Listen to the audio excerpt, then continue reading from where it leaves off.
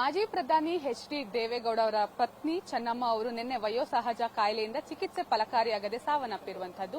ಸದ್ಯ ಅವರ ಅಂತಿಮ ದರ್ಶನಕ್ಕೆ ಬೇಕಾದಂತಹ ಎಲ್ಲ ರೀತಿಯ ತಯಾರಿಗಳು ಆಗ್ತಾ ಇದೆ. ಮತ್ತೊಂದು ಕಡೆಯಲ್ಲಿ ಅವರ ಪಾರ್ಥಿವ ಶರೀರವನ್ನ ಹಾಸನಗೆ ಶಿಫ್ಟ್ ಮಾಡಲಾಗುತ್ತೆ. ಹೀಗಾಗಿ ಅದಕ್ಕೆ ಬೇಕಾದಂತಹ ವಾಹನವೂ ಕೂಡ ಸಜ್ಜಾಗಿರುವಂತಹದ್ದು. ಸದ್ಯ ನಾನಿವಾಗ ದೇವೇಗೌಡರವರ ನಿವಾಸ ಪದ್ಮನಾಭ ನಗರದಲ್ಲಿದ್ದೀನಿ. ಇಲ್ಲಿ ಕೂಡ ನೀವು ಗಮನಿಸ್ತಾ ಇರಬಹುದು. ಪ್ರಮುಖವಾಗಿ ಚೆನ್ನಮ್ಮ ಅವರು ಹುಟ್ಟಿದ್ದು ಬೆಳೆದಿದ್ದೆಲ್ಲವೂ ಕೂಡ ಹಾಸನ ಜಿಲ್ಲೆಯ ಹೊಳೆನರಸೀಪುರದಲ್ಲಿ. ಸೊ ಹೀಗಾಗಿ ಅವರ ಅಂತ್ಯಕ್ರಿಯೆಯನ್ನು ಕೂಡ ಅಲ್ಲಿ ಮಾಡಬೇಕಂತಹ ತಯಾರಿಗಳು ಆಗ್ತಾ ಇರುವಂತದ್ದು. ಹೀಗಾಗಿ ಬೆಂಗಳೂರಿಂದ ಅವರ ಪಾರ್ಥಿವ ಶರೀರವನ್ನ ಹಾಸನಗೆ ಶಿಫ್ಟ್ ಮಾಡಲಾಗುತ್ತೆ.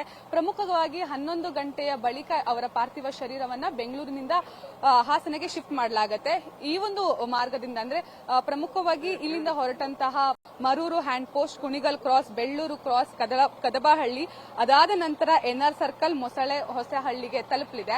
ಸಂಜೆ ಬಳಿಕ ಎಚ್.ಡಿ. ದೇವೇಗೌಡರವರ ನಿವಾಸದಲ್ಲಿ ಅಂತಿಮ ದರ್ಶನಕ್ಕೆ ವ್ಯವಸ್ಥೆಯನ್ನು ಕೂಡ ಮಾಡಲಾಗಿರುವಂತದ್ದು. ಅದಾದ ಬಳಿಕ ನಾಳೆ ಎಚ್.ಡಿ. ರೇವಣ್ಣ ಅವರ ನಿವಾಸದಲ್ಲಿ ಅಂತಿಮ ದರ್ಶನಕ್ಕೆ ವ್ಯವಸ್ಥೆ ಮಾಡಿ ಸಂಜೆಯ ಬಳಿಕ ಅವರ ಅಂತ್ಯಕ್ರಿಯೆಯನ್ನು ನೆರವೇರಿಸಲಾಗುತ್ತೆ. ಸದ್ಯ ಇವರ ಅಂತಿಮ ದರ್ಶನಕ್ಕೆ ಜೊತೆಗೆ ಅಂತಿಮ ಯಾತ್ರೆಗೆ ಬೇಕಾದಂತಹ ತಯಾರಿಗಳೆಲ್ಲವೂ ಕೂಡ ಆಗ್ತಾ ಇರುವಂತದ್ದು. ನೀವು ಗಮನಿಸ್ತಾ ಇರಬಹುದು. ಅಂತಿಮ ಯಾತ್ರೆಯ ವಾಹನ ಏನಿದೆ ಹೂಗಳನ್ನ ಹಾಕಿ ಅಲಂಕಾರ ಮಾಡಲಾಗ್ತಿದೆ. ನಿಜಕ್ಕೂ ಕೂಡ ದೇವೇಗೌಡರು ಅಂದ್ರೆ ಪ್ರತಿಯೊಬ್ಬ ಪುರುಷನ ಯಶಸ್ಸಿನ ಹಿಂದೆ ಒಬ್ಬ ಮಹಿಳೆ ಇರ್ತಾಳೆ ಅನ್ನೋದಕ್ಕೆ ಚೆನ್ನಮ್ಮ ಅವರು ಒಂದು ಸ್ಪಷ್ಟ ಉದಾಹರಣೆ ಅಂತಾನೆ ಹೇಳ್ಬಹುದು.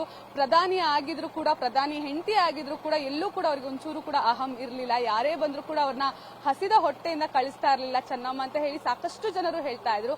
ಹಾಗೆ ತನ್ನ ಗಂಡನ ಯಶಸ್ಸಿನ ಹಿಂದೆ ನಿಂತು ಕೈ ಜೋಡಿಸಿದವರು ಚೆನ್ನಮ್ಮ. ಇವತ್ತು ಅವರನ್ನ ಕಳ್ಕೊಂಡು ದೇವೇಗೌಡರು ಇವಾಗ ಕಣ್ಣೀರನ್ನ ಹಾಕ್ತಾ ಇರುವಂತದ್ದು. ಸದ್ಯ ಅವರ ಅಂತ್ಯಕ್ರಿಯೆಗೆ ಹಾಗೆ ಅಂತಿಮ ಯಾತ್ರೆಗೆ ಬೇಕಾದಂತಹ ತಯಾರಿಗಳು ಆಗ್ತಾ ಇದೆ. ಈಗ ಸದ್ಯ ಪಾರ್ಥಿವ ಶರೀರ ಪದ್ಮನಾಭ ನಗರದಲ್ಲಿರುವಂತಹ ನಿವಾಸದಲ್ಲಿದೆ. ಇನ್ನೇನು ಕೆಲವೇ ಹೊತ್ತಿನಲ್ಲಿ ಅವರ ಪಾರ್ಥಿವ ಶರೀರವನ್ನ ಪಕ್ಕದಲ್ಲೇ ಇರುವಂತಹ ಅಟಲ್ ಬಿಹಾರಿ ವಾಜಪೇಯಿ ಮೈದಾನಕ್ಕೆ ಶಿಫ್ಟ್ ಮಾಡಲಾಗುತ್ತೆ. ಅಲ್ಲಿ ಕೆಲ ಕಾಲ ಸಾರ್ವಜನಿಕ ದರ್ಶನಕ್ಕೆ ಇಟ್ಟು 11 ಗಂಟೆಯ ಬಳಿಕ ಅವರ ಪಾರ್ಥಿವ ಶರೀರವನ್ನ ಹಾಸನಕ್ಕೆ ಶಿಫ್ಟ್ ಮಾಡಲಾಗುತ್ತೆ. ಕ್ಯಾಮರಾ ಪರ್ಸನ್ ಜಯರಾಮ್ ಜೊತೆ ಸುಷ್ಮಿತಾ ಪೂಜಾರಿ, ಪವರ್ ಟಿವಿ, ಬೆಂಗಳೂರು.